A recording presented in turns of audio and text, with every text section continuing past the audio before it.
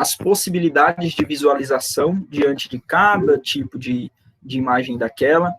Claro que compreender isso se torna cada vez mais importante, você treinar esse olho clínico, estar o tempo inteiro olhando para alguma imagem, para tentar sempre se nortear em relação a isso tudo, mas que nós tivemos aí uma antecipação para compreender um pouco mais sobre isso. Agora, nós vamos começar a ver alguns problemas, e esses problemas, eu até peço uma participação de vocês nesse aspecto. Então, o momento de errar é esse, então vocês fiquem à vontade para falar o que de fato estão entendendo sobre aquilo que eu vou estar expondo, e nós nem vamos nos estender tanto em muitas imagens, o foco é eu trazer uma compreensão diante daquilo que é mais importante para mim agora, e com base nessas questões todas, hoje eu vou estar expondo essas imagens. Na próxima, eu vou estar disponibilizando, assim que eu colocar esse vídeo que a gente está fazendo hoje aqui, assim que eu postar o vídeo para vocês, eu já vou postar também uma atividadezinha para nortear vocês para o próximo encontro que a gente vai ter. Que isso vai ser uma forma de vocês anteciparem uma fala que eu vou ter, que vocês possam pesquisar alguma coisa e sempre agregar um pouco mais de conhecimento com base nessas imagens que eu vou estar expondo, tá bom? Então, hoje eu vou estar expondo, na próxima eu vou estar respondendo o questionário que eu vou acabar disponibilizando para vocês assim que eu sair daqui, tá bem? Então, vamos lá. Eu vou projetar a minha tela, e essa projeção inicial que vocês vão ter aí é de uma imagem que nós já tínhamos visto, mas agora eu vou compreender um pouquinho mais ela com vocês, para que a gente dê sequência em outras que ainda não foram vistas, tá certo? Então, vai chegar aí justamente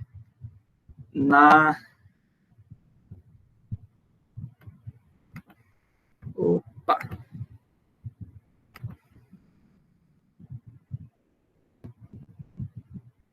Quer dizer, tudo bem aí? Você fez um rostinho?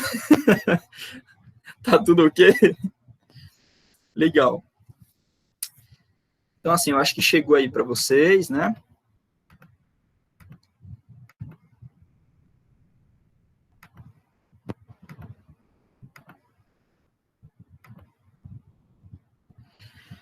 Então, vejam bem, gente.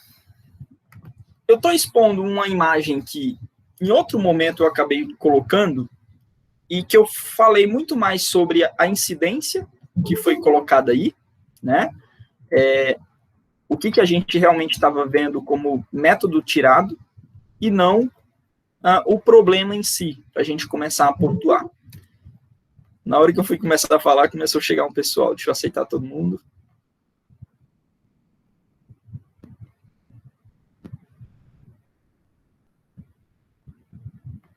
Estou. Então, veja bem. Nós estamos mostrando a imagem com algumas alterações que a gente vai buscar compreender juntos. E antes de eu começar a falar alguma coisa, eu gostaria que alguém pudesse pontuar a seguinte questão. Qual a incidência, né? Qual a vista que vocês estão vendo, né? E qual a qualidade dessa imagem que vocês estão vendo nesse primeiro momento? Então, podem abrir o microfone. A vista é lateral, né? Certo. Uma lateral que é conhecida, a grosso modo, como perfil, né? Então, você está certo. Lateral. Legal. Qual a qualidade dessa imagem?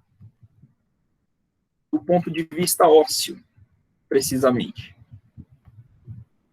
As vértebras eu acho que estão um pouco radiotransparentes. Certo. Então, a gente mostra aí um sinal de radiotransparência nas estruturas principais que a gente está buscando destacar aqui, né? Então, eu percebo que existe uma diminuição de qualidade dos corpos vertebrais dessa coluna, me mostra que é um osso mais poroso, né? Aquele osso mais frágil e que, consequentemente, pode me trazer algum dano maior conforme a evolução do paciente. Então, vocês me destacaram que eu tenho uma vista em perfil, lateral, né? E que a qualidade do osso desse paciente é muito ruim, né? E agora eu pergunto para vocês, do ponto de vista de alinhamento, o que vocês estão compreendendo de alteração? Alinhamento no sentido do próprio segmento ou das próprias estruturas que aí estão? O que vocês pensariam sobre? Tem uma vértebra que eu tô achando estranha. Muito bem. Pode relatar? Pode falar o que você está tendo de sensação. Tá um pouco pontuda na parte anterior. Onde meu mouse está passando. Né? Sim. Certo. Então, vamos pensar de uma forma agora mais abrangente. Percebam que o processo odontoide, nessa imagem, ele até está bem visível, né? Vocês estão percebendo ele aqui, ó, seguindo um pouquinho a anatomia dele. Então, eu tenho a fusão entre C2 e C1, né? Por meio dela. Então, aqui C1 e C2, logo abaixo, eu tenho C3. Logo abaixo, eu deveria ter agora minha C4. C5 mostra mais pontuda. C6 está um tanto parecida com a anatomia normal, mas tem alteração também, né? E C7, nós temos já uma anatomia mais próximo da naturalidade. Então, veja bem, nós entendemos, a grosso modo, que cada estrutura dessa tem uma alteração peculiar a ela, né? C1 e C2, elas estavam íntegras ali, não dá para eu ter uma sensação de bloqueio, porque realmente a imagem não me permite isso, mas eu percebi que está tendo ali o contato entre as duas, né? Logo abaixo eu tenho a que deveria ser a minha C3. Se vocês perceberem, eu tive uma fusão entre a minha C3 e a minha C4. Vejam que ficou como uma coisa única. Não era para eu ter um espaço intervertebral entre uma e outra, né, que era para estar bem aqui, não tá.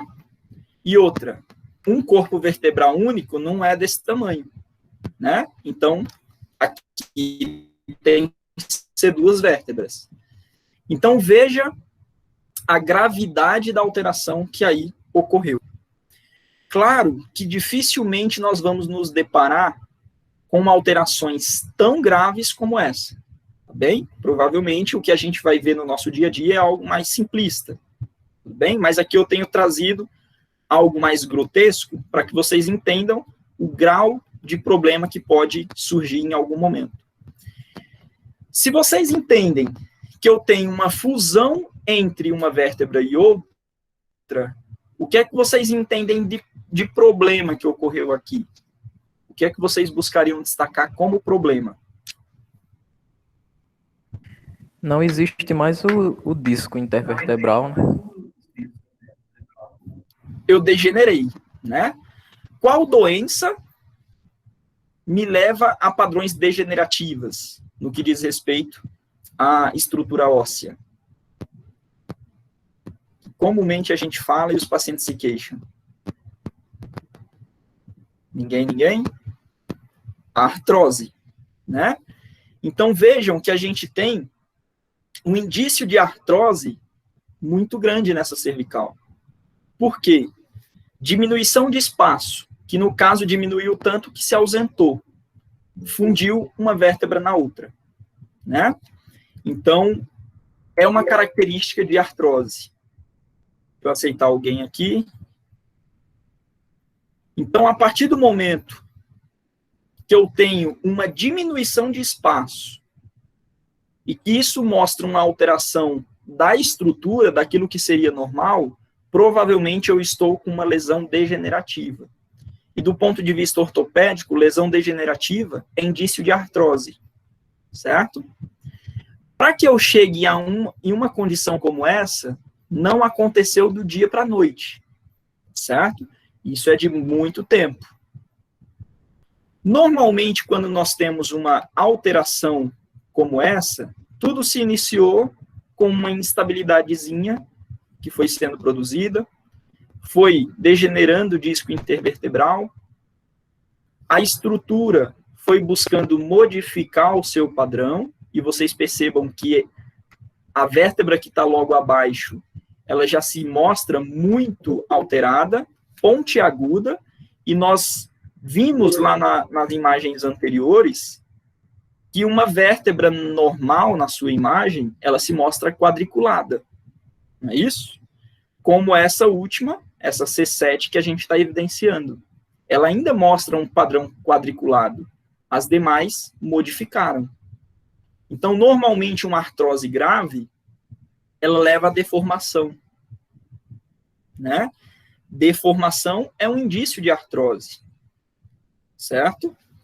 Além disso, além de eu diminuir o espaço, modificar a estrutura, como vocês estão vendo aqui agora, eu apresento os osteófitos marginais, que normalmente a gente chama, né? Que são os biquinhos de papagaio. Ou seja, aqui eu tenho um bico de papagaio muito grande, né? Vou facilitar o povo.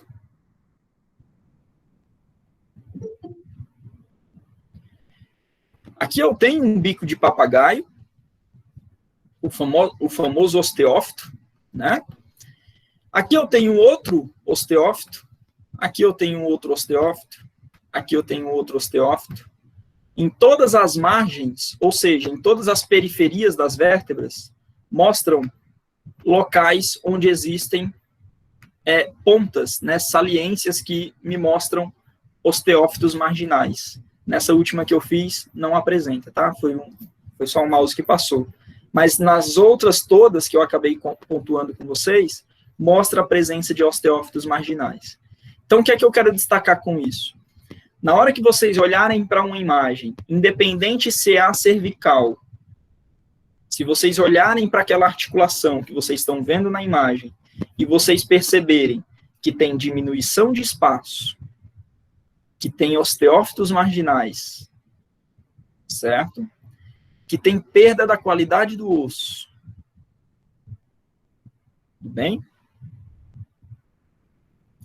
Em alguns casos, deformações, como no caso dessa, nós classificamos esse paciente como artrose. Tá bem? Então, o que é que eu devo pontuar?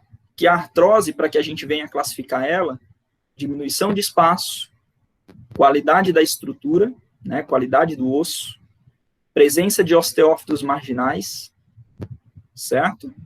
Deformidade, que é o grau máximo do problema, tudo bem?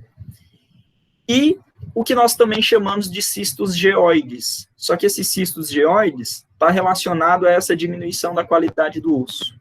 Em outra imagem eu apresento esse cisto geoide com mais precisão, tá certo? Que aqui tem um emaranhado de coisas, fica confuso para vocês. Então, basicamente, nós aqui estamos nos deparando com um paciente que tem uma artrose grave da região cervical, certo? E o que eu devo destacar aqui com vocês ainda? Vocês estão acostumados, né, do ponto de vista funcional, a quando o paciente tem uma hipomobilidade, provavelmente existe ali algum bloqueio, e em algum outro local vai existir uma determinada compensação, né? Isso normalmente é pontuado dentro da interpretação do fisioterapeuta. Veja bem, a hipomobilidade deste paciente provavelmente está com muita precisão entre C3 e C4. Por quê? Diminuir espaço, fundir uma vértebra na outra. Ou seja, isso aqui passou a ser como se fosse uma vértebra única. Eu tenho um bloqueio nos dois segmentos. E o pior, este é um bloqueio que não tem reversão, né? Porque imaginem que os osteófitos foram sendo criados, crescendo na direção da outra vértebra. E a de cima foi crescendo os osteófitos em direção da outra vértebra, até que ambos se encontraram. e se fundiram aqui, ó, e geraram uma aderência entre as duas estruturas ósseas. E agora isso aqui é um bloqueio ósseo. Eu não tenho como reverter, né? Isso é o que nós chamamos de artrodese fisiológica. Artrodese é um travamento, certo? Fisiológica porque aconteceu de forma natural. E normalmente, quando você apresenta alterações como essa, o médico vai te orientar a fazer uma cirurgia de coluna. E a cirurgia de coluna, ele não vai substituir nada. Ele vai pegar alguns implantes metálicos e vai fazer uma artrodese. Vai travar o segmento. Se está tendo muita instabilidade aqui, ele vem travar o segmento com implantes metálicos. Ou seja, acabou o movimento naquele segmento, né? Então, aquilo já é uma artrodese de própria intervenção cirúrgica. Mas o corpo, naturalmente, quando as coisas estão muito graves, ele acaba buscando fazer a sua artrodese fisiológica. Tudo bem? Isso não é bacana, porque o paciente vai perder mobilidade. E é irreversível. Assim como na cirurgia. Fez, travou, é como se eu tivesse acabado com um problema cortando pela raiz, né? Se está doendo naquele local, se está instável naquele local, trava. Só que eu sei que a consequência disso é gerar um problema acima ou um problema abaixo, né? Então, veja o quão grave é essa questão de aderência que foi promovida aqui. Tudo bem? Então, vocês estão diante de uma artrose grave da cervical. Algum questionamento sobre? Tranquilo até o presente momento? Professor, pode falar. com licença. Sobre o processo espinhoso, porque de C1 e C2 dá para ser bem visíveis e dos outros está mais escuro. Tem alguma coisa para comentar? Perfeito. Tem sim. O meu foco não estava tão relacionado a isso, mas é importante isso que você está colocando. Ó, esse processo espinhoso, ele está mostrando o final dele aqui bonitinho. Esse aqui sumiu, né? Não está por completo. Esse outro também está sumindo. Esse outro também. E por aí vai. O fato de eu ter um padrão como esse nessa cervical me leva a pensar que tudo isso aqui, todo o tecido mole que está no entorno, apresenta uma alteração, né? Porque vocês já viram lá em cinésio comigo, por exemplo, que quando eu tenho uma fraqueza muscular, eu levo a um padrão de instabilidade em uma determinada articulação. E isso vai gerando o desgaste daquela articulação propriamente dita, né? Do ponto de vista de função no entorno disso, eu tenho aqui, antes de tudo, musculatura, que não está eficiente, mas principalmente eu tenho uma rede ligamentar muito densa que passa por cima desses processos espinhosos. Por exemplo, o ligamento supraespinal, né? Supraespinhoso, como alguns falam também. Aquele ligamento que une um processo espinhoso do outro. Aquele ligamento bem denso que corre toda a coluna. Quando eu falo sobre inatividade, eu não estou falando que vai ser apenas musculatura que vai ficar frágil a esse ponto. Vou falar de todo mundo que ali está dando estabilidade para aquela região. Claro que eu consigo modificar o padrão da musculatura, que é quem eu consigo gerar contração, né? Então, basicamente, se eu tenho um padrão tão instável nessa região, eu também apresento fraquezas, não boa estabilidade promovida por estruturas importantes de estabilização aqui, também passivas, como esse ligamento que está passando sobre esses processos espinhosos. Então, a qualidade desses processos espinhosos nessa região, que perceba, começa a ficar de má qualidade exatamente aonde está tendo maior alteração na qualidade das estruturas ósseas. Percebam que até aqui eu tenho alteração. C7 já não apresenta isso tudo.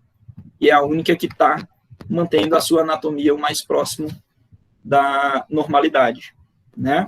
Então, aqui é provavelmente, né, eu não posso, é sempre uma imaginologia, mas o que a gente está destacando aqui é uma fraqueza nessa região, desse segmento, as tensões que estão sendo exercidas por este ligamento supraespinhoso, né, ele acaba não gerando aquela produção de osso que nós comentamos agora há pouco lá na cinésia, né, o estímulo naquela estrutura para que ela se remodele, e ela vai perdendo a qualidade. Até porque, nessa região, é onde tem pouco movimento. Está travado, né, tem hipomobilidade, então não está tendo um papel eficiente ali. Deu para compreender? Deu sim, deixa eu te fazer outra pergunta. Perfeito, pode falar. Entre C6 e C7, tem dois tracinhos, assim, como foi dois risquinhos. O que seria isso? Deixa eu apagar aqui algumas coisas, né, para não ficar confuso. Perto do processo espinhoso. Entre C6 e C7, né, você falou? Sim. Ótimo. Entre C6 e C7, vamos lá, C6 e C7. Deixa eu aceitar aqui outra pessoa também.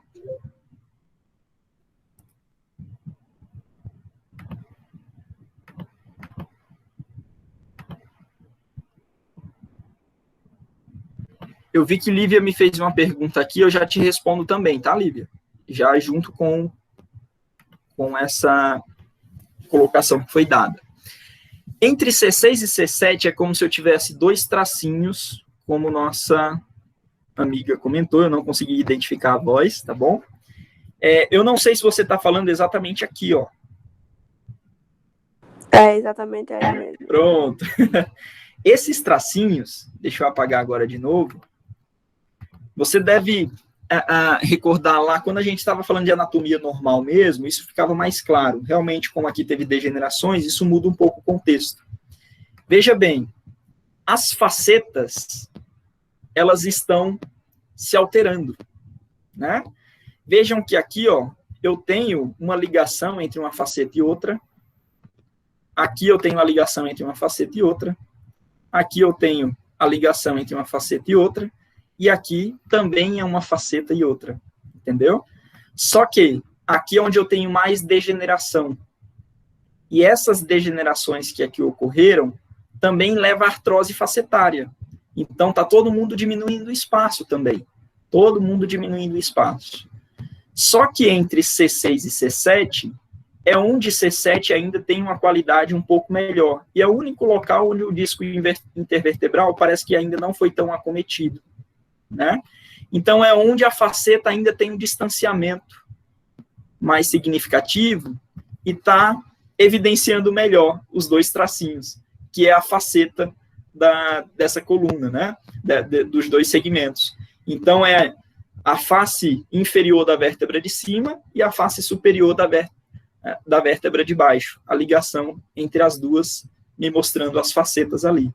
Então, é o único local que a faceta ainda está com uma qualidade um pouco melhor, tá bom? Tá, entendi, obrigada. Imagina, legal. Já a nossa amiga, a Lívia, né, ela falou assim, eu consigo evitar essa artrose? Do ponto de vista evolutivo, a gente sabe que a artrose ela vai acompanhar a gente, né? Isso é fato. É um desgaste natural progressivo da nossa vida. No entanto, a gente pode retardar as coisas, né? Musculatura boa, estilo de vida favorável, né, para aquele segmento, todo mundo dando controle para aquela região. Vejam que novamente a gente caiu em padrão de estabilidade muscular. Então, de maneira preventiva, o foco seria reforço.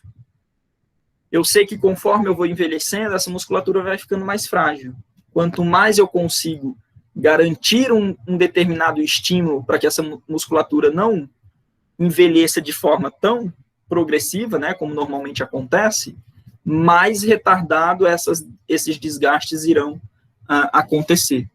Então, eu consigo prevenir a progressão intensa dentro de uma situação onde a minha musculatura consiga segurar um pouco mais as coisas, tá certo? Se eu sou um paciente, por exemplo, culturalmente falando, né, os nossos pais, os nossos avós, eles não seguem um estilo de vida tão ativo, digamos assim, do ponto de vista de preparar o seu corpo ou coisa do tipo. Normalmente trabalham e não para não param em momento nenhum para cuidar dele mesmo, né? Então, o envelhecimento que já era natural vem acentuando as coisas. E pelo ritmo que eles davam durante toda uma vida, sem um devido preparo, acentua tudo isso. Então, normalmente, esse desgaste ele acaba sendo mais favorável. O que eu acredito que essa população de hoje, que já 18 anos, 16, 17 anos já estão em academia, dando uma contenção, dando um melhor respaldo muscularmente falando, se mantendo bem fisicamente até a sua velhice, provavelmente você vai estar retardando consideravelmente essas artroses que já são esperadas, né? Então, você vai estar sempre dando uma capacidade de controle sobre isso tudo, tá certo? Então, a gente pode retardar o processo. Evitar por completo, a gente não pode afirmar, tá bom? Apesar de que a moça que eu estava falando para vocês lá em cinesioterapia, que eu tinha atendido, eu fiquei muito encantado, digamos assim, com a qualidade óssea que ela tinha. 50 anos, e ela tinha uma hidratação de disco muito boa, tinha uma qualidade óssea muito significativa. E se você analisar, é o quadril de uma pessoa de 25, 30 anos. Eu fiquei encantado com aquela estrutura óssea. Ela tinha 50, né? Então, eu falei para ela, ó, se alguém te falar que a qualidade do seu osso é ruim, você fala que ele está mentindo, porque realmente você tem uma boa qualidade óssea, né? Então, normalmente é tão automatizado isso, você tem um desgaste, você tem isso, tem aquilo. Mas, assim, é tão insignificante e você fica procurando pelo em casca de ovo, né? Então, do ponto de vista funcional e para a qualidade de vida, ela estava excelente, a estrutura. E aí, tá, eu vi aqui no chat que estava a pergunta, eu estava vendo se tinha outro. Legal, com base nessa imagem, deu para compreender bem? Posso ficar tranquilo em relação a ela? Essa primeira visão que a gente teve? Vou avançar um pouquinho. Ei, professor. Oi, pode falar. Lívia falou no chat novamente. Opa, não vi, perdão. Lívia.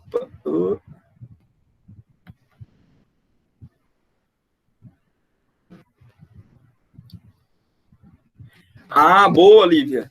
De fato, você tinha falado outra. Artrodese, agora que eu entendi. Eu li artrose, perdão. Então, assim, Lívia, digamos que você já tem uma degeneração importante. E aquela degeneração já é um indicativo do médico querer fazer uma cirurgia. Você pode, de alguma forma, tentar o conservador? Pode. Na realidade, é até mais importante que você faça primeiro essa tentativa conservadora. Porque você vai compreender, a partir do momento que você adquirir essa capacidade funcional, como que esse sintoma, como que essa queixa ainda vai estar sendo percebida por você. Pode ser que a queixa primária do paciente se ausente, né, quando ele adquirir uma melhor capacidade. Então, se a queixa principal foi embora, eu não tenho mais por que operar o paciente, sabendo que ele consegue ter uma qualidade de vida, mesmo sabendo que ele tem um problema ali já instalado. Então, a gente faz essa tentativa com a fisioterapia, dando ênfase para aquela região, estabilização, bonitinho. Fez todo o procedimento, viu que não teve uma evolução satisfatória do ponto de vista funcional, para ele exercer as tarefas do dia a dia, está com dor o tempo todo, aí sim a gente tem que pensar se de fato a fisioterapia está conseguindo reverter por completo. Eu posso afirmar para você que dentro de uma média de 90% das indicações cirúrgicas que nós temos hoje, nesse exato momento, 90% sairiam da cirurgia fazendo um bom trabalho conservador com a fisioterapia, certo? E mudando um pouquinho o seu estilo de vida. Então, assim, a gente tem a ideia de que a cirurgia é o melhor caminho porque vai ali, resolve, pronto, acabou. E quando, na realidade, não é bem assim. E nós já sabemos que aquelas pessoas que fazem o conservador, elas se mostram dentro de uma semelhança muito boa no quesito funcional, comparado àquelas pessoas que operaram em algum momento. Ou seja, então é melhor que eu invista mais no conservador e faça bem feito, do que eu entrar na faca agora, sabendo que lá na frente, quem não operou vai estar igual a mim. Ou, de repente, pior. Porque o prognóstico de cirurgia de coluna normalmente não é bom. A literatura coloca que dentro de uma média de 2 anos, o paciente evolui com dor igual ou pior àquela que ele tinha inicialmente. Então, é importante insistir no conservador. Tá certo? Então, a gente pode evitar a cirurgia? Podemos. De maneira exponencial. Você viu que 90%. Tá? Mas tudo vai depender mesmo da questão funcional do paciente. Tá bom? E a gente vai entendendo cada situação. Mas é possível com certeza. Tá bom? Alguém vai falar? Eu, professor Renato. Pode falar, Renato. Numa situação dessa aqui de bico de papagaio, só dessa região de bico de papagaio, qual seria a melhor forma de tratamento para essa situação, só para o bico? Olha só, eu não sei se eu comentei com vocês em um outro momento sobre os biquinhos de papagaio efetivamente, né? Se eu dei essa fala para vocês.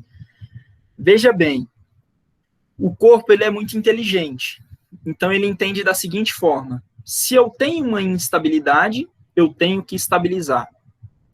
Se quem me estabiliza ativamente, que é a minha musculatura, não está estabilizando, eu tenho que arrumar outra estratégia.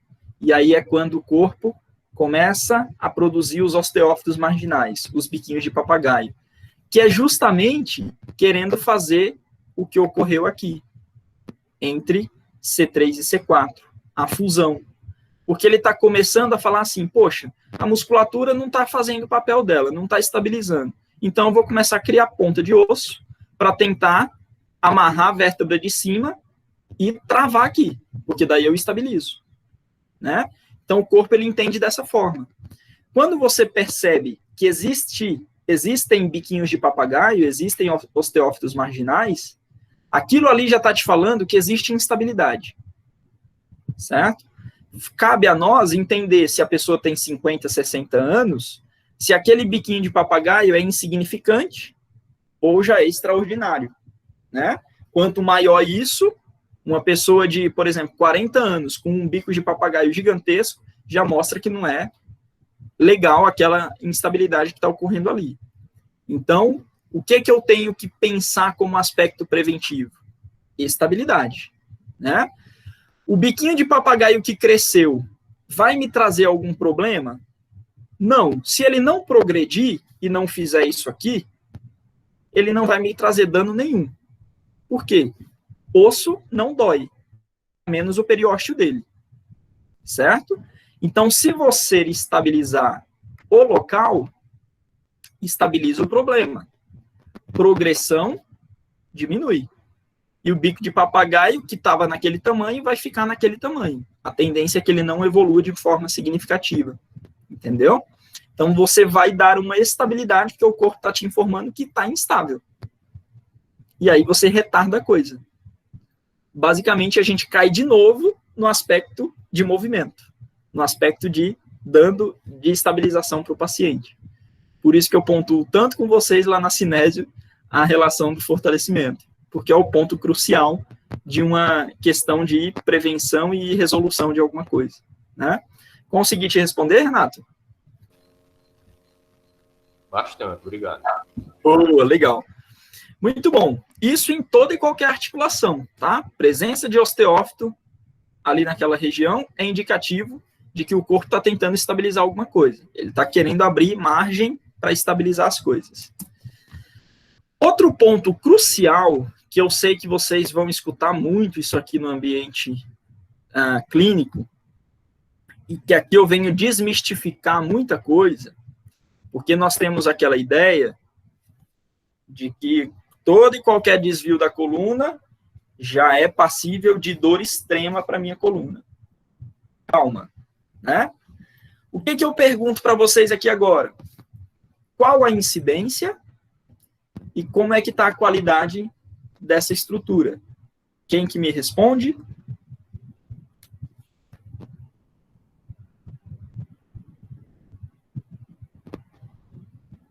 Aquele tempinho de reflexão.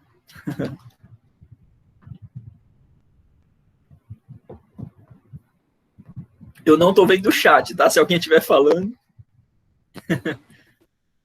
Eu acho que é póstero anterior. E a qualidade da imagem?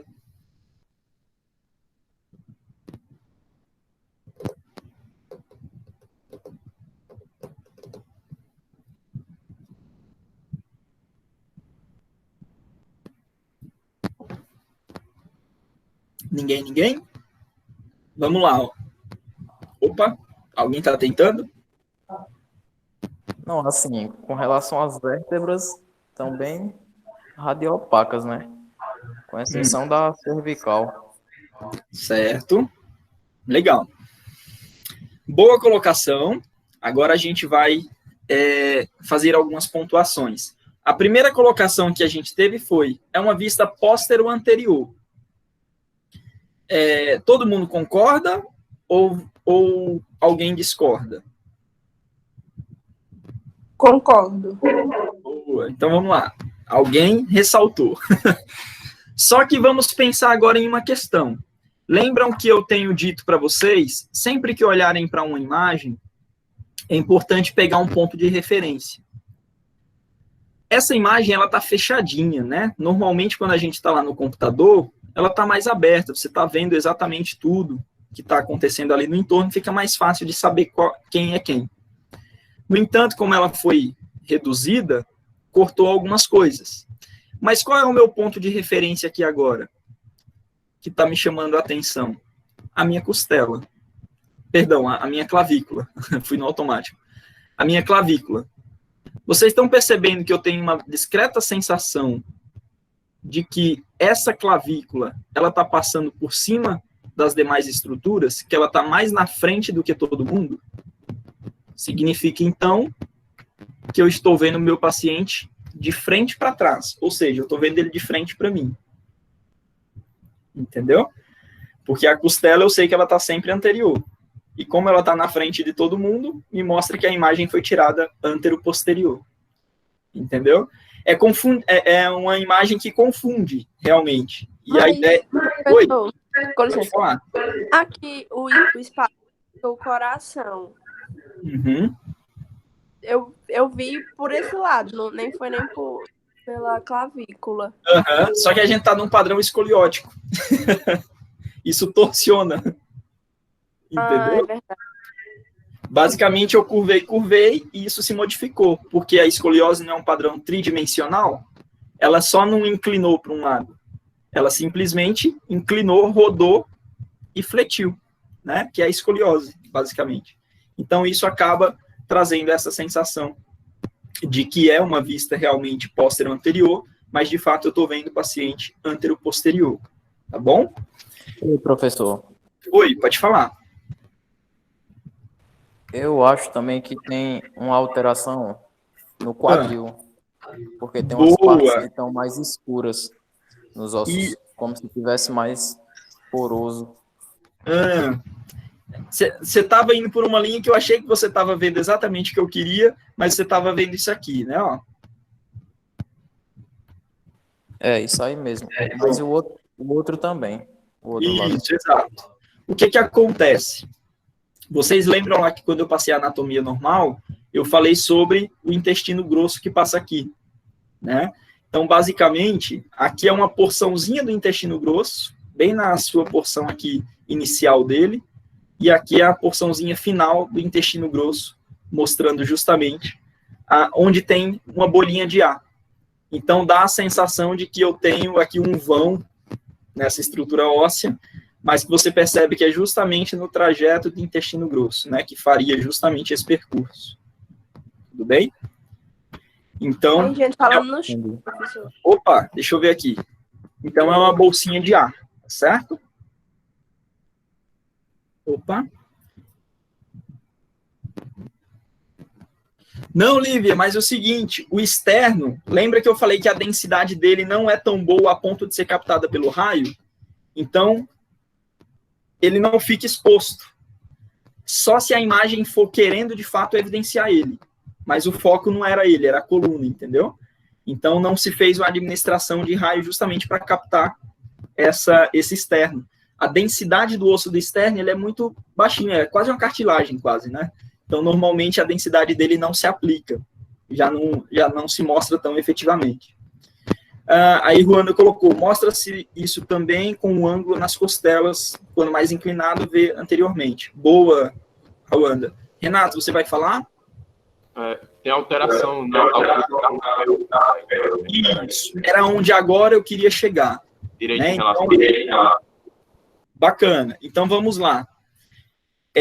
Nós destacamos primeiro a vista, para compreender o problema. Nós destacamos a qualidade da imagem, que aparentemente é um osso mais radiopaco, e vocês percebam que a radiopacidade fica muito mais para onde está tendo a concavidade aqui, né? Para onde está tendo mais contato entre uma vértebra e outra. Né? Onde tem muito contato é onde tem atrito. E osso, quando recebe atrito, produz mais osso. Né? Então, normalmente, essa qualidade se mostra mais alta onde tem mais estresse naquele osso. Alguém está tentando falar? Não? Muito bem. Então, vamos agora para esse ponto que o Renato destacou. Vocês estão percebendo que está existindo uma curvatura conhecida como escoliose. Né? A escoliose, erroneamente, ela é colocada como o problema do século, digamos assim. É claro que uma escoliose, ela traz um dano para o paciente. No entanto, quando se existe uma alteração realmente significativa. Tá certo? Normalmente, quando a gente vai traçar uma compreensão de angulação de uma escoliose, a gente pensa aqui, qual é a vértebra de cima que está mais inclinada? Se a gente for parar para pensar, essa é a que está mais inclinada. Então, aqui eu traço um ângulo seguindo a face dela. Qual é a vértebra de baixo que está mais inclinada? Pego essa vértebra de baixo e traço uma linha seguindo ela. Logo, essas linhas se cruzando me formam um ângulo. Esse ângulo é conhecido como ângulo de Kolbe, né? Ou Kolbe. Este ângulo me diz a gravidade dessa escoliose, certo? A partir do momento que a gente tem um ângulo muito, muito fechado, né? A gente tem aí um padrão onde o paciente tem uma inclinação considerável. Quanto mais fechadinho esse ângulo, mais inclinado eu vou estar aqui, né? Então, basicamente, me mostra uma gravidade. E aí a gente pensa se é um padrão cirúrgico ou não. Eu não vou entrar no mérito, necessariamente, da interpretação que se tem para a cirurgia, porque, basicamente, o Victor vai estar tratando disso dentro da ortopedia, então eu não quero atropelar as coisas, tá bom? Mas compreendam a forma de entender essa escoliose, tá certo? Se eu tenho uma gravidade dessa inclinação, muito acentuada essa inclinação, eu posso trazer comprometimento até mesmo cardiorrespiratório, né? Porque isso influencia diretamente na capacidade de expansão pulmonar ou coisa do tipo. Do ponto de vista músculo-esquelético, eu trago uma série de retrações para onde eu estou côncavo e uma série de frouxidão para onde eu estou convexo, de uma maneira geral. Claro que a gente tem que avaliar o paciente e entender caso a caso. Mas, normalmente, aonde eu estou mais côncavo é onde eu tenho mais retração de tecido mole. E aonde eu estou convexo é onde eu tenho mais frouxidão desse tecido mole. Eu vou informar para vocês o porquê que eu estou destacando isso daqui a pouquinho. Tá bom? O que eu gostaria de ver essa coluna era traçando uma linha reta nesse contexto. E aí eu gostaria de saber de vocês a seguinte questão. Pessoal, se vocês identificam uma curvatura, minimamente falando, vocês informariam ao paciente que ele tem uma escoliose? Isso é uma pergunta que eu faço agora para vocês. Vocês entendem que aquilo ali é algo importante e relevante para o paciente saber que ele tem? E que poderia estar relacionado com algum problema? O que é que vocês acham? Pesquisa... pode falar. Uma curvatura mínima, no caso? Essa daí da imagem. Essa da imagem não é bem ela que eu estou querendo. Eu vou simular aqui uma com a minha setinha, tá? Uma curvatura pequena, vocês considerariam que é um problema, um fator causal de todo e qualquer problema que esse paciente venha trazer? Não, porque muitas vezes a pessoa tem alterações posturais que não são tão ruins, né? No caso, não acarreta tanto problema. Bacana. O problema é que a grande parte... Opa, quem está aqui querendo falar? Professor, mas a longo prazo ela não vai evoluir, não? Mesmo ela sendo mínima. Eu não vou dizer ao paciente, a longo prazo, ele sabe, ela não pode evoluir, não? Isso, agora é outra coisa que a gente vai chegar. Boa colocação que você teve. Vamos lá. Quando eu tenho uma curvatura mínima, quase insignificante, se você informa para o paciente, paciente, você tem uma relação, você tem uma imagem que parece ter uma escoliose. Evitem falar isso quando você sabe que não tem fator causal com alguma coisa que ele veio procurar tratar com você. Porque o paciente ele não vai entender que ele tem um mínimo desvio. Ele vai começar a pesquisar na internet, ele vai achar que o problema dele é igual a dessa.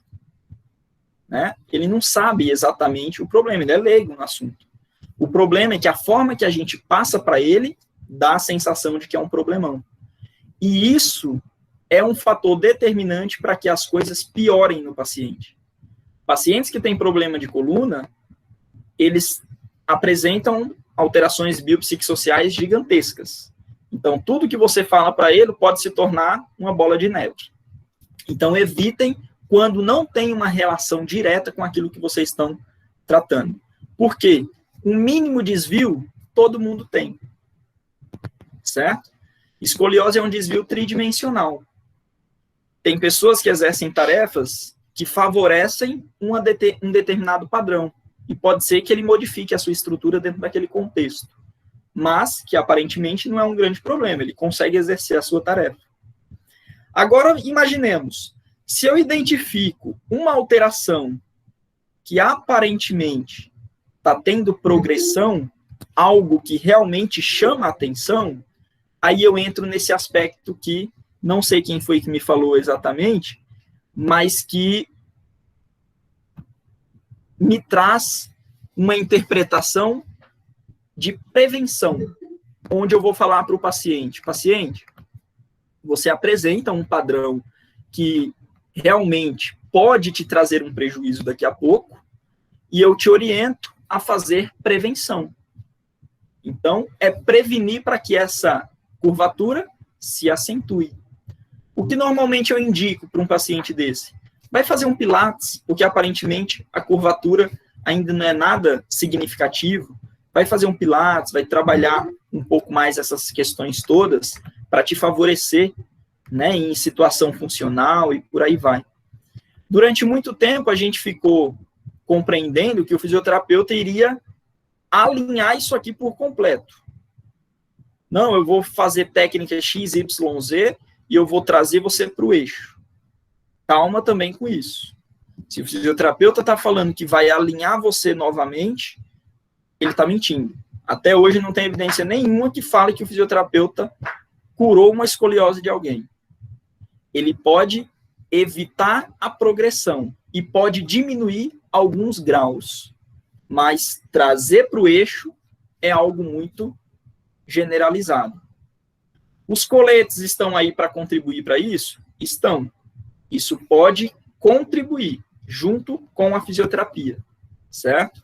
Então, é uma forma de tentar ainda modificar alguma coisa quando a pessoa é jovem, né? Vale destacar que o tecido ainda está maturando e tudo mais, ainda se faz a tentativa de correção, conservadoramente, e que não evite essa progressão. e que evite essa progressão, tá bom?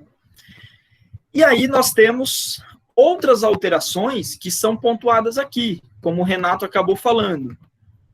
Na concavidade, do lado da concavidade, é o lado que o quadril direito do paciente e esquerdo de vocês, aparentemente está um pouco mais elevado. Se a gente traçar uma linha nas cristas ilíacas, é o lado que aparentemente está um pouco mais elevado, certo? Do lado da convexidade, é o lado onde normalmente o ombro vai se mostrar um pouquinho mais elevado. É onde você vai perceber que a clavícula aqui está mais orientada para cima, apontando para cima. E se você avaliar esse paciente por trás, você vai ver a escápula. Olha a outra referência, cadê a escápula aí?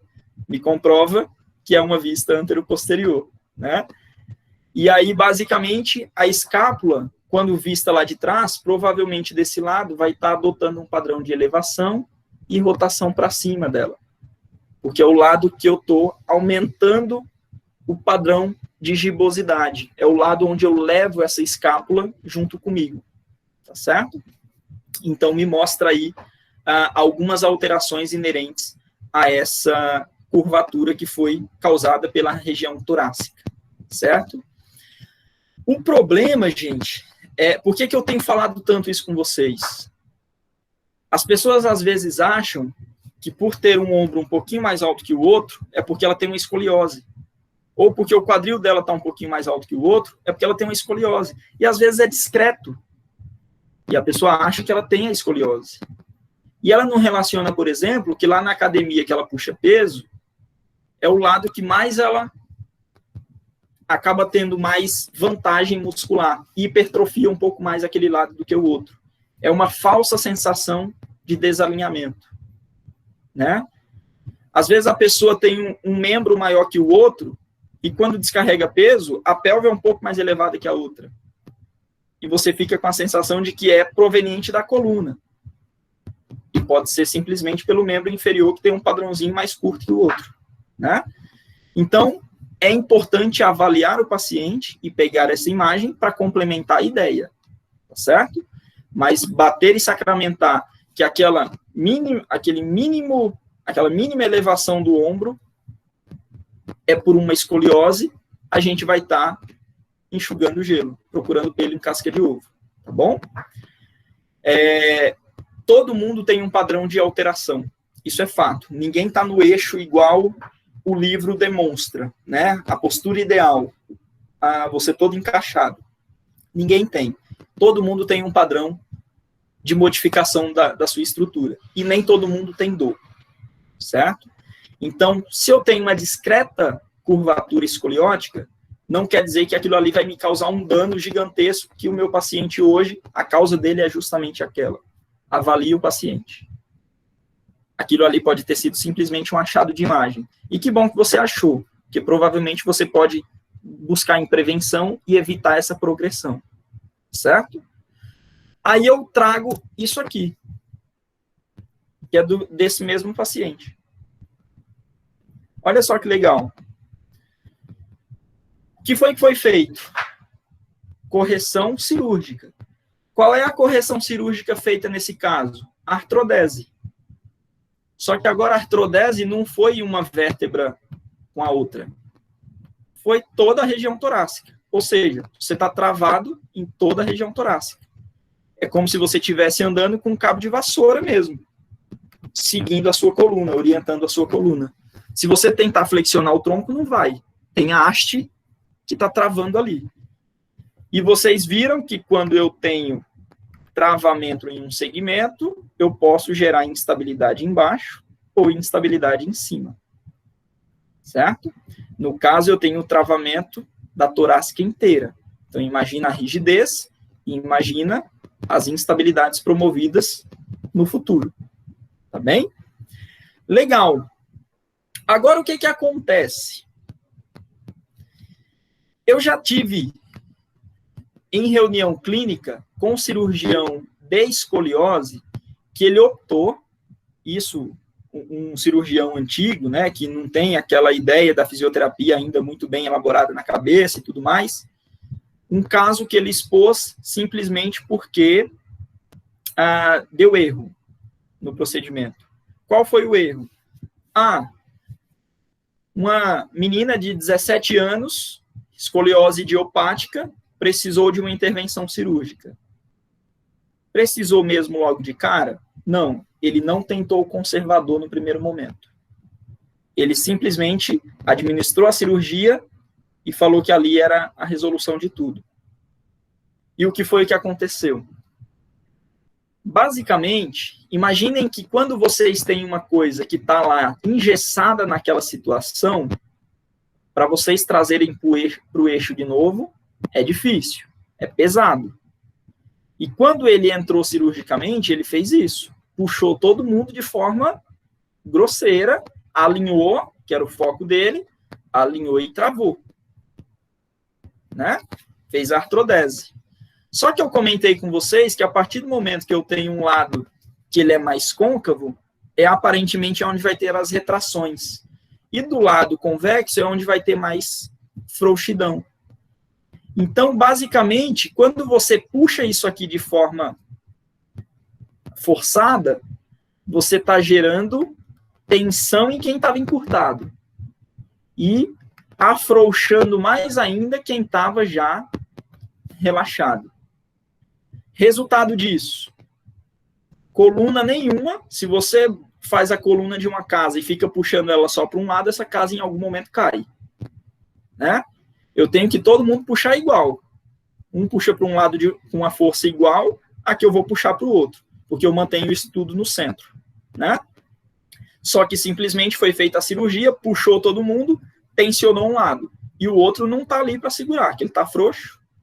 Resultado, em 3 meses, essa tensão muscular, ligamentar, que a gente sabe que tem uma rede ligamentar muito densa, foi puxando de volta para onde tinha essa curvatura.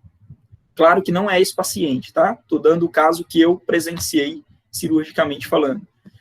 E no momento que os tecidos moles retraídos conseguiram vencer isso, imaginem esses parafusos se desprendendo. E a paciente, 17 anos, começando a mostrar parafusos e as hastes ficando pontiagudas, querendo perfurar a pele. Imagina o tamanho do problema agora. Problema porque a gente está falando de um osso que ele é relativamente pequeno para você vir aqui e colocar um parafuso. Se você perdeu a chance de colocar esse parafuso bem aqui, quando você for tentar fazer isso aqui de novo, o outro parafuso, que ele vai tentar colocar, vamos ver se vai dar certo, né? O outro parafuso já não fica tão estável. Então, essa paciente arrumou um problema. E ela só tinha 17 anos. Imagina essa menina lá na velhice dela. Como é que as coisas não estarão? Por que eu ressalto isso? Quando a gente está falando que a fisioterapia é importante num primeiro momento, inserida nesse contexto, a gente não está falando que a gente quer o tempo inteiro tirar o paciente da cirurgia e acabar com o lucro do médico. A gente não está falando isso. A gente está pensando no paciente. Caso realmente precise, a gente vai mandar esse paciente para a cirurgia, porque a gente não vai negligenciar esse ponto, né? E quando eu paciente, mesmo assim eu não tive a resposta mais importante que eu queria agora, que era tirar ele da cirurgia, isso não foi perdido. Eu preparei todo mundo. Eu fiz um pré-operatório nessa pessoa. E ela evoluiu para a cirurgia? Evoluiu. Ótimo. Quando ela voltar para a reabilitação, ela está muito melhor na sua capacidade funcional e vai reagir muito melhor à reabilitação. Então, eu não estava tirando a paciente do médico. Eu estava mostrando pontos positivos quando administrado um trabalho conservador inicialmente. Imagina você preparando a rigidez que essa musculatura aqui tem, toda essa rede ligamentar também, promovendo ganho de extensibilidade desses tecidos e fortalecendo aqueles que estão muito vulneráveis no que diz respeito à frouxidão, dando capacidade muscular para isso, para que quando ela entre num procedimento cirúrgico, se caso for necessário, ela volte melhor. Ela tenha capacidade muscular de tecido mole para suportar tudo isso. E não querer ganhar na marra, querer vencer de uma vez ali, forçando uma coisa que está todo mundo tensionado. Então, olha só o problema, o tamanho. Quando a gente encontra um cirurgião que enaltece a fisioterapia, ganha ele, ganha o fisioterapeuta. E ganha muito mais o paciente. Né? Quando a gente tem que ficar batendo cabeça, isso causa problemas sérios para o paciente. Né? Esse é o ponto-chave da coisa. Tudo bem? Então, assim, do ponto de vista cirúrgico, quando feito, quando necessário, o fisioterapeuta deve estar inserido dentro desse contexto. Seja no pré, seja no pós. Tá certo? E do ponto de vista conservador, se você, dentro dessa situação pré-operatória, já conseguiu resolver muita coisa e dar capacidade para esse paciente, excelente, você evitou com que ele vá para uma cirurgia de grande dimensão.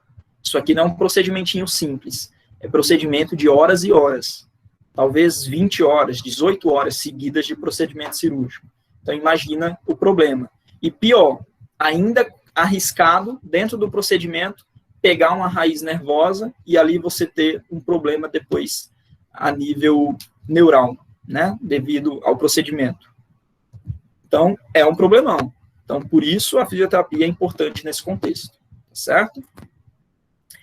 Agora, mais um caso aí interessante, com duas imagens a serem interpretadas, e eu peço para que vocês possam interpretar ambas.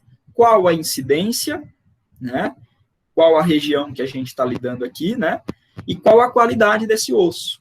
Quem puder destacar para mim.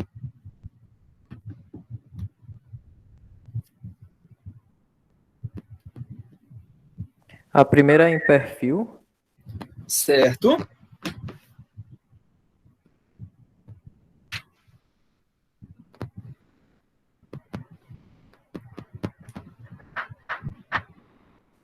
A segunda, eu acho que é póstero anterior por conta do sacro, mas eu não sei bem. Tá. E em relação à qualidade dessas estruturas ósseas?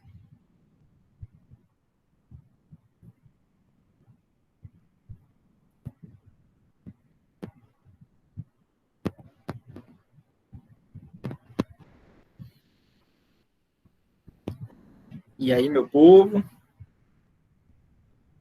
momento de errar é esse. Professor, em perfil, a lombar, número 5432, está estranho. Tá estranho? Tá. Ela está um formato bem feito nela, tá? Como se tivesse levado uma compressão bem grande aqui em cima. Não é Tá. possível. Certo. Tem Mais no quadril a sacroiliaca. Ela tá estranha aqui do lado direito de quem olha, porque eu não sei se é direito do paciente, porque eu não sei se é antero-posterior ou se é posterior-anterior. Tem um lado mais... ele tá mais aberto. Dá para você ver Escuro. Isso. E o outro, ele tá como se tivesse fundido. Você não consegue ver a margenzinha. E tem... Pronto. Foi esse círculo, né, que eu fiz? Tem esse negócio aí. Aí tem uma pergunta. Por que é que tem esse losangozinho aqui? Losango não. São esse ovalzinho aqui nas duas imagens. O que é que ele tá tapando? Isso aqui, né? Era justamente... Legal. Isso aqui era porque, quando foi feita a imagem, colocaram a incidência que foi feita, aí estava direto impresso no filme, entendeu? Aí eu tapei. Então, ignora isso aí. Tá bom? Outra coisa, eu não lembro agora, mas a gente vê os processos espinhosos e, no caso, a corujazinha que o senhor ensinou. Quando a gente vê a corujazinha, ela é póstero anterior, é? A corujazinha, a gente vê ela anterior. Ou seja, já mata a incidência. Né? anteroposterior, entendeu? As corujinhas, os pedículos ficam muito bem visíveis quando a gente visualiza de frente. Olha o tamanho dos olhinhos.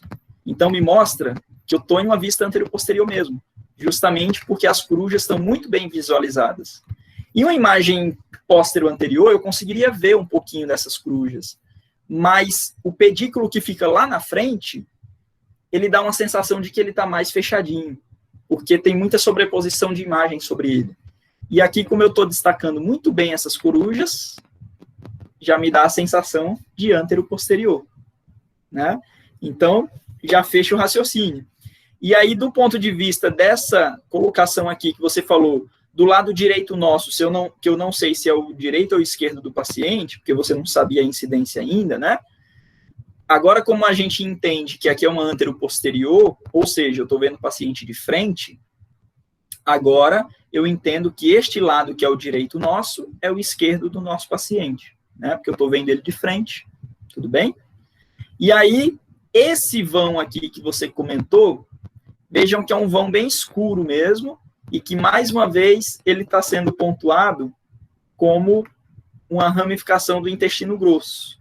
É o único local que tem uma bolha de ar no intestino grosso do paciente. Então, está subindo lá, está passando, está descendo, está formando o colo sigmoide e vai descer aqui no reto. É o local onde está tendo uma bolinha de ar no intestino grosso do paciente, tá bom? Por isso que só tem de um lado aqui. De fato, isso aqui não era para estar presente. Se o intestino tivesse todo preenchido, provavelmente não estaria demonstrando isso aqui agora, tá certo? Então, fechamos as primeiras ideias que vocês trouxeram. Na imagem ao lado, a gente estava falando de uma perfil, que a primeira pessoa me falou, estamos em perfil. E aí, depois destacou um problema já. Bacana. O problema é, na vértebra, vamos agora contabilizar, né? L5, L4, L3, L2. Na vértebra L2, está fugindo da anatomia normal. Não é isso? Todas as outras estão se mostrando quadriculadas. Ou seja, uma está se rebelando. Alguma coisa está acontecendo. E aí nós temos que interpretar do ponto de vista mecânico mesmo. Que, se eu não me engano, você falou, está mais achatada, né? Parece estar comprimindo. E é justamente uma fratura impactação dessa vértebra. Imagina que você caiu de uma altura, por exemplo. Caiu de uma altura e caiu sentada. E aí achatou todo mundo. Quem sofreu mais com esse achatamento? L2. Claro que não havia de regra, tá? Foi o caso. Então, eu gerei uma compressão naquela vértebra. Eu achatei de forma abrupta aquela vértebra. Modifiquei ela. Então, é uma fratura impactação. Ou pode ser, por exemplo, claro que não é o caso aqui, mas vocês podem identificar pacientes que têm uma vértebra a mais. Se vocês forem contando as vértebras, você fala, poxa, o paciente tem mais vértebras do que deveria.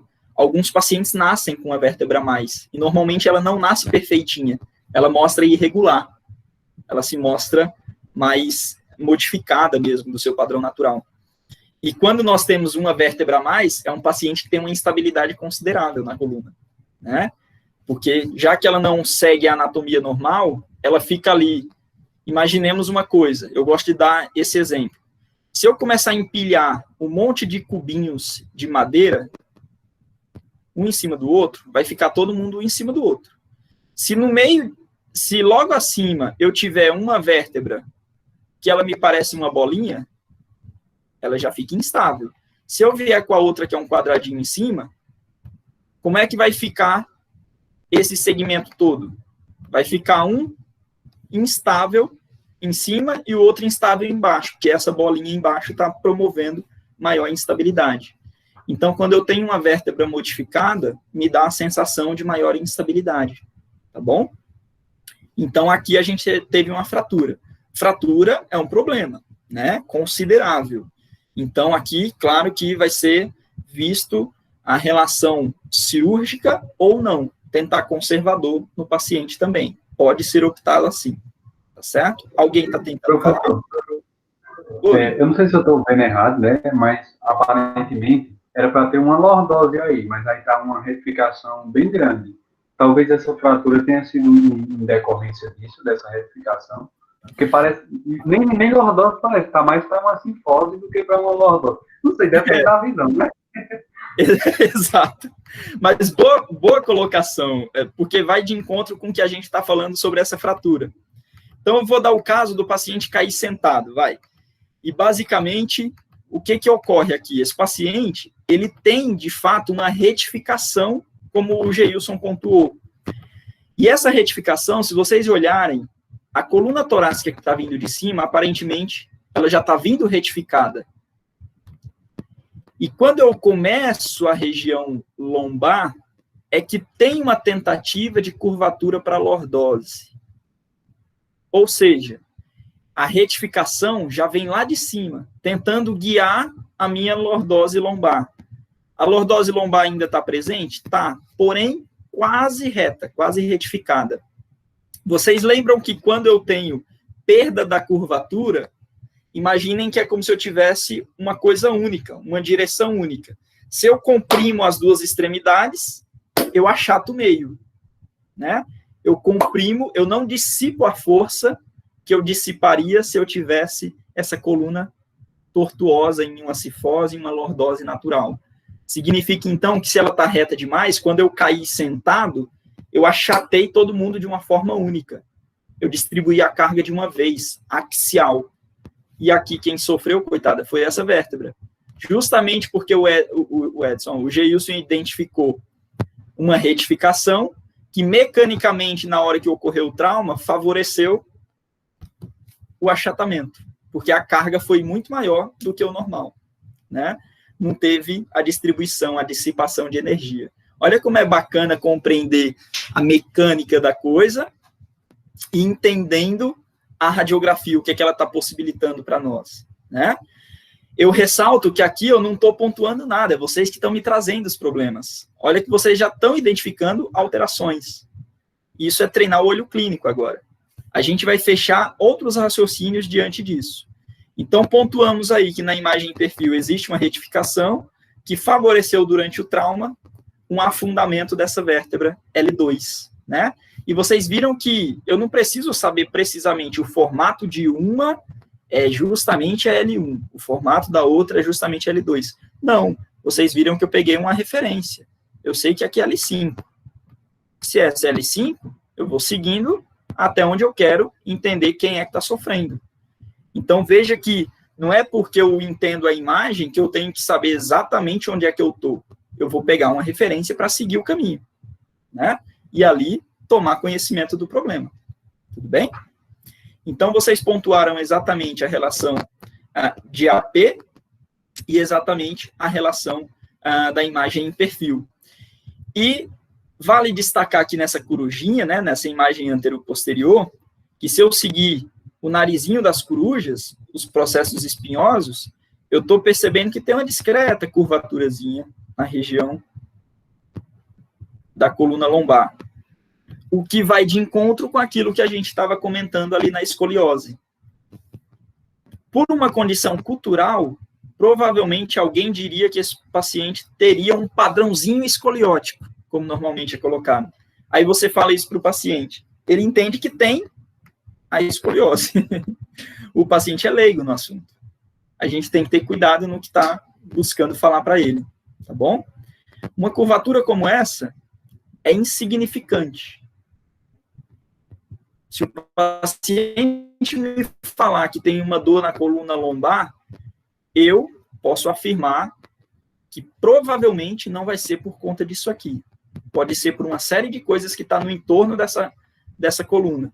Mas essa curvatura sendo o causador do problema do paciente é quase que raro, né? Eu não posso afirmar 100% porque a gente está falando de uma ciência não exata, né?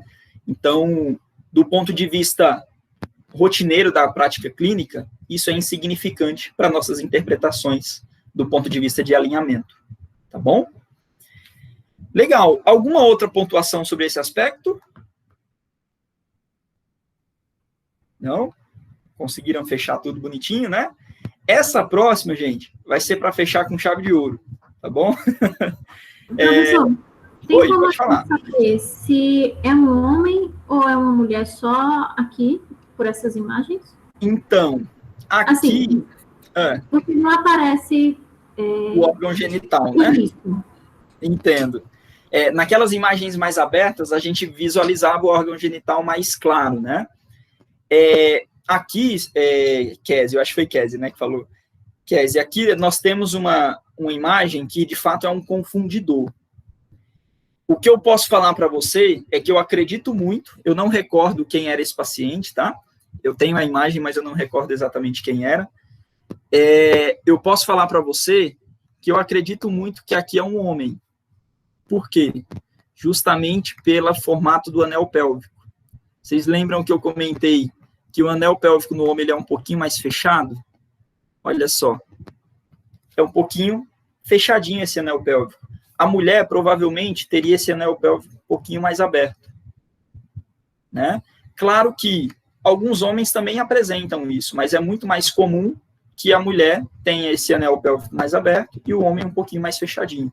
Então, seguindo em uma ordem lógica daquilo que é compreensível da anatomia, eu acredito que essa imagem é justamente de um homem, tá bom? Se a gente tivesse a radiografia um pouquinho mais aqui embaixo, né, a gente teria certeza. Mas é o que eu compreendo aí a partir dessa visualização. Tá bom, Kézia? Professor. Imagina. Oi, pode falar. Um quadril largo automaticamente está associado com esse anel pélvico mais aberto ou isso não tem relação? Não, tem relação. Normalmente a mulher, ela já apresenta um quadril mais largo, né, anatomicamente falando, é natural da mulher, e em decorrência disso, o anel pélvico segue essa abertura mais, esse ilíaco mais aberto, né? Então tem relação direta. O homem que já tem o anel pélvico mais fechado, as cristas ilíacas dele são mais fechadinhas, não tem tanta asa, né, digamos assim. Então acompanha, assim, o que vai ditar esse anel pélvico é justamente a largura desse quadril, tá bom? Compreendido? Compreendido, beleza. Boa, legal. Essa imagem, gente, eu adoro. Essa eu vou falar assim para vocês. Qual a incidência? Só vou perguntar isso e depois vou deixar vocês interpretarem. Essa tá clara, né? Perfil sentado. Ótimo, legal. Perfil sentada e perfil de pé, né? Uma paciente está sentada, você percebe que tá ali bonitinha e aqui vem o fêmur dela, ó, tá vindo para cá, tá sentadinha. A outra ela tá de pé. E essa relação de imagem foi feita justamente porque suspeita de uma coisa específica disso.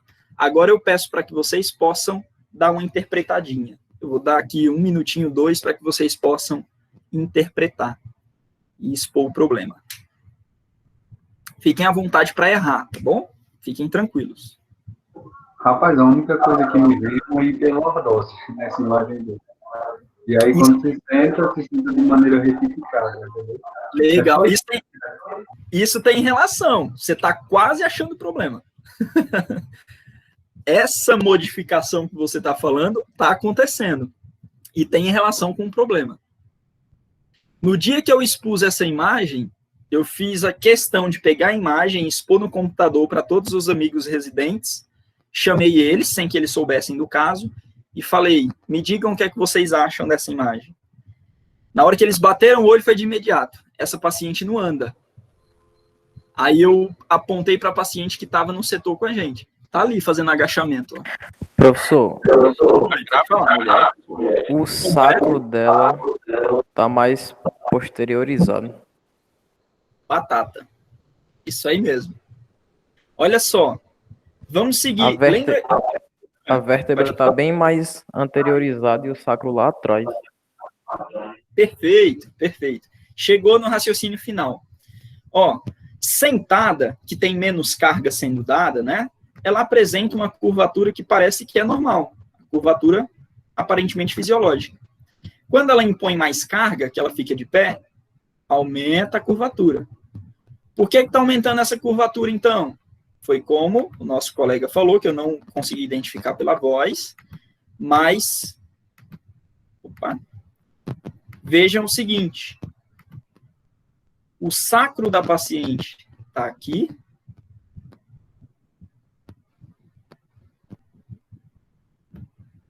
E L5 está aqui. E pior, quando ela fica de pé, o sacro dela está aqui. E a L5 dela está aqui. E então, o que é que vocês acreditam de uma coisa dessa? O que é que vocês têm a dizer sobre, né? Um encurtamento das músculas posteriores, ou então uma tensão muito aumentada nos extensores da coluna. Isso vem a acontecer como consequência do problema hoje, né? Pode ter se iniciado por uma fraqueza a esse ponto? Pode sim. Que eu vou falar o caso, você vai poder fechar esse raciocínio. Hoje, o sofrimento dela está muito maior diante disso, porque lembra que eu falei, se eu tenho uma dor em um local, se eu tenho alguma coisa que não me favoreça uma boa mecânica, eu levo à inibição dos músculos que estão no entorno, e mais instabilidade, consequentemente, né? Só que aqui vamos pensar, vocês estão visualizando que o sacro, ele está meio que apartando de L5, né? E ela deveria estar exatamente aqui. O que foi que aconteceu? Escorregou L5. Existe uma doença conhecida como espondilolistese, que é o escorregamento da vértebra. E aconteceu inicialmente por uma espondilólise, que é a quebra daqueles ramos da vértebra que a gente estava olhando. Quebrei os ramos da vértebra, fica o processo espinhoso mais para trás e o corpo da vértebra tende a deslizar um pouco mais para frente. E isso tem graus. Normalmente a gente gradua assim. Claro que isso aqui não é o ponto determinante agora para vocês, tá? Eu estou ajudando vocês a compreenderem o problema. Isso é algo pautado lá dentro da ortopedia. Mas veja bem, se eu dividir esse sacro em 4 partes iguais, que não vai ser o caso aqui agora, né? Eu consigo graduar a gravidade do problema. Se esse deslizamento foi mínimo, é um grau 1. Se esse deslizamento foi na metade do sacro, eu tenho um grau 2. Se esse deslizamento foi mais do que da metade, fica quase que apartando, né, como está sendo demonstrado aqui, eu tenho um grau 4 de espondilolistese. Significa que eu quebrei aquela estrutura que eu comentei, e o corpo da vértebra, devido à carga que eu dou na minha coluna, aumenta a hiperlordose, como o Geilson comentou, e força esse escorregamento para frente da vértebra, né? E aí, pasmem, essa paciente, ela não tinha comprometimento neural. E nós sabemos que pacientes que têm espondilolistese nessa gravidade, normalmente apresenta comprometimento neural significativo. Imaginem que a medula que está vindo aqui dentro, ó, tá vindo, quando chegou aqui, ó, ela tá torta aqui dentro. Imaginem que poderia existir uma compressão. No caso, essa paciente não tinha, que era o atrativo da coisa. Porque, como eu falei, os colegas residentes, quando bateram o olho, falaram, essa paciente não está andando. E eu falei, olha ela ali fazendo agachamento. E todo mundo ficou sem acreditar, né? Porque foge da exceção. Ela não tinha comprometimento neural. Ela tinha apenas uma queixa, uma lombalgiazinha nessa porção. Pensando na gravidade do problema, essa lombalgiazinha é nada. Aí eu vou falar para o paciente que qualquer alteração no desvio da coluna dele pode ser fator determinante para a dor que ele vai ter? Eu pensaria muito antes de falar isso.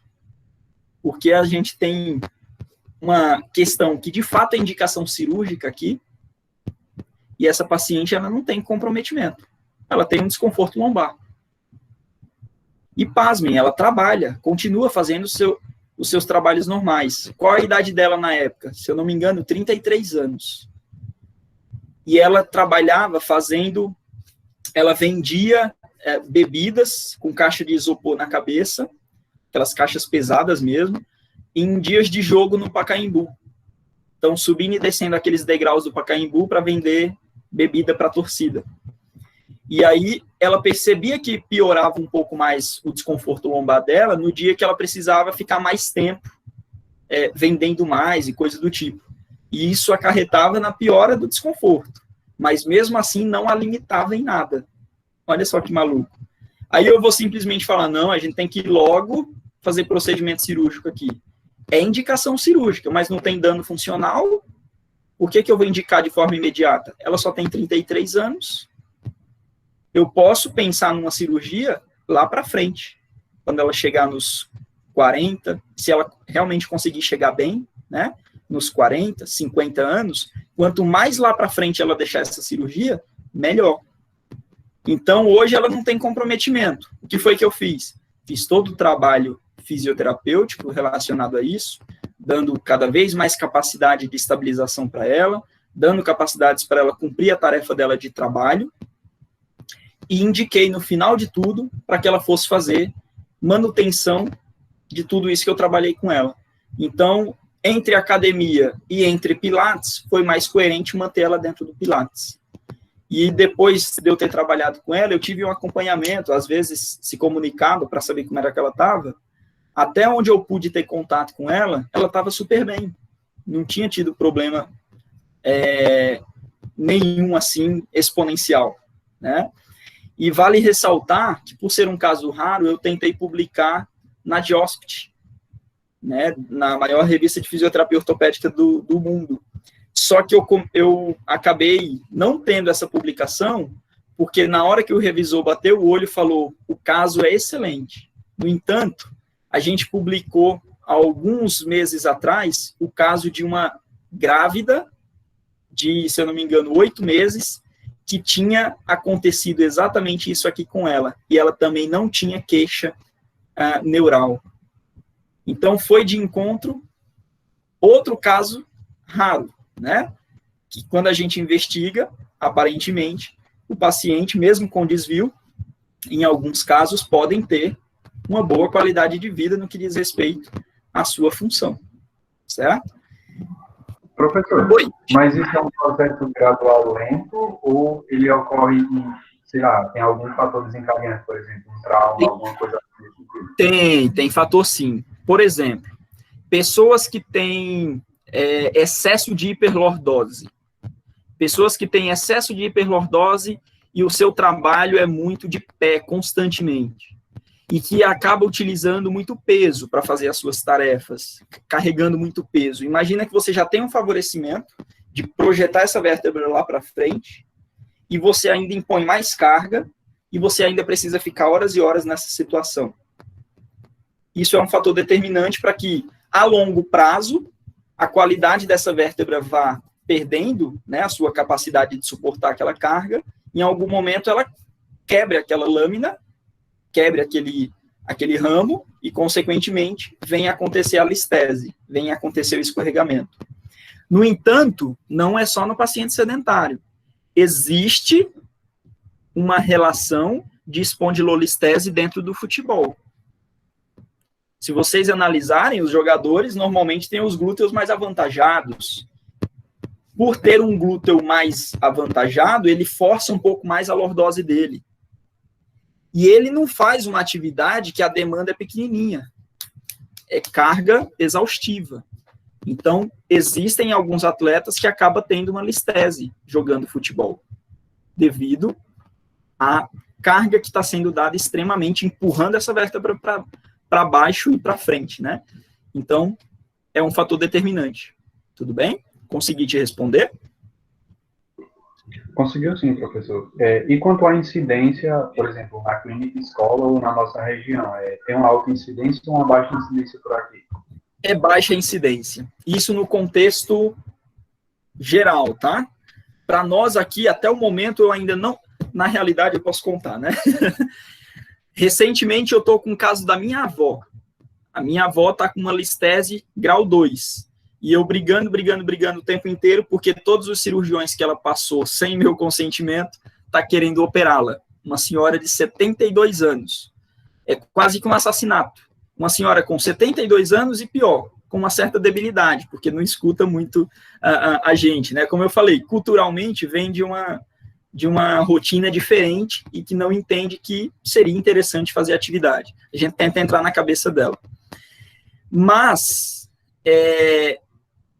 ela tem um comprometimento neural. Olha só, ela sente uma irradiação na perna direita dela. É uma irradiação muito grande? Não, é discreta. Quando ela fica muito tempo de pé, ela percebe que começa a formigar mais no membro inferior direito. E ela começa a tentar fugir um pouquinho do padrão. Ela tenta fazer um shift lateral da coluna, justamente para fugir do padrão da lordose constante e, ao mesmo tempo, para que não tenha mais compressão de raiz, né? Então, é um caso que eu tenho passado agora. Por sinal, no próximo encontro, eu vou pegar as imagens dela e vou mostrar para vocês que ela acabou fazendo uma ressonância, né? Eu nem estava sabendo de tudo, quando me trouxeram, já estava lá o problema e todas as decisões tomadas. Mas que eu bati de frente para que não operasse. E foi o que foi acatado, né? Porque já falaram com médicos daqui, já falaram com médicos de São Paulo, porque tem um tio que trabalha lá na região dentro de um hospital, pediram opiniões. E aí falaram, não, é cirurgia e tudo mais. Só que eu acabei pontuando. Os mesmos médicos que vocês foram atrás vão lá e perguntem sobre os contras agora. Porque eles vão falar exatamente isso que eu estou destacando agora. E na capacidade que ela tem hoje, isso se torna muito ruim do ponto de vista funcional do que a gente espera para ela daqui a pouco. Então, a partir do momento que os médicos foram questionados sobre os contras, perceberam que não era tão assim bonito como estava sendo dado os prós em relação à cirurgia, né? Então, por que eu falo isso? Porque a listese dela é grau 2. A listese dela é grau 2 e ainda é indicativo conservador, né? Se ela fosse para um 3 e 4, que seria um caso como esse, grau 4, é indicação cirúrgica, não tenha dúvidas, é indicação cirúrgica. Porém, esse é um caso raro. É grau 4 e não tem comprometimento neural. Logo, deixa quieto. Deixa ver como é que vai ficar até ela envelhecer um pouco mais. Para lá na frente a gente pensar em fazer a cirurgia mesmo. Entendeu? Então, assim, Geilson, não tem uma certa... não acontece com tanta frequência, mas acontece mais dentro desses contextos de envelhecimento, né, e esses hábitos de vida diferentes, e dentro de situações como do atleta de alto rendimento. Então, se eu não me engano, quando eu estive fazendo uma prova de diplomacia da FIFA, tinha uma questão justamente falando sobre a taxa de incidência, a taxa de incidência ali de listese em jogadores de futebol. E de todas as lesões, se eu não me engano, estava dentro da casa de 3%. De todas as lesões que podem acontecer no atleta, estava na casa de 3%. Isso a nível mundial, entendeu? Então é raro a gente encontrar, não é com tanta frequência, não. Tudo bem? Consegui responder? Conseguiu sim, professor, tranquilo. Muito bom. Tive até o caso aí da avó para passar, né? Depois eu mostro direitinho para vocês a imagem dela, que está no celular. Como eu já estendi o tempo, né? Não vou mais passar nova imagem para que a gente não venha comprometer o horário. Mas, deixa eu ver vocês aqui, para eu falar mais diretamente. Os slides, quando eu termino, tá tudo rabiscado. Muito bem. Do ponto de vista de interpretação, vocês viram que hoje a gente teve um momento de que vocês puderam contribuir para o entendimento dos problemas. Aparentemente é muito difícil, lá naquelas aulas iniciais que nós estávamos tendo, aparentemente sim, Por quê? A gente está buscando questões anatômicas para nos nortear dentro das visões que nós temos. A partir do momento que a gente compreende minimamente isso, quando os problemas aparecem, se torna mais fácil da gente entender que existe uma irregularidade. Então, vejam que vocês puderam contribuir de maneira significativa para a discussão de hoje. A gente viu 3 imagens e discutimos casos. E basicamente, eu não posso nem considerar assim, é uma aula. Nós tivemos uma reunião clínica. E isso é fundamental quando nós estamos falando de imagem. E é basicamente o que vocês irão ter de discussão dentro do ambulatório, lá com a professora Rebeca, quando estiverem com os pacientes. Pegar a imagem, e aí, o que é que você está vendo, o que é que você consegue entender sobre o problema? Aparece isso, isso e isso. O outro vem, pontua com outra interpretação. E a gente vai agregando uma coisa na outra, entendendo melhor o caso, tá bom? Então, eu agradeço pela participação, foi bem positiva. E eu vou disponibilizar para vocês, como eu falei, um materialzinho breve, para que vocês possam ver o que a gente vai discutir no próximo encontro de exames, tá certo? Para ficar mais fácil até para vocês. E, basicamente, até a gente finalizar essas interpretações de radiografia, a gente vai estar falando mais ou menos, né, nesse contexto. E daqui a pouco a gente começa a olhar para exames mais elaborados também. Tudo bem? Fechado? Alguma dúvida? Eu não vi aqui se o chat tinha perguntinha sobre. Só quem não está com presença para mim é a Daiane Lima, só confirma se está aqui comigo. A Mariane, só confirma se está comigo. Stephanie, também. Boa, Mari. Só me confirma se Stephanie tá. Vinícius, está comigo? Eu tô aqui, professor. Boa, Stephanie, obrigado. Vinícius, deixa eu ver quem também não está com presença. Luana Santos, está comigo?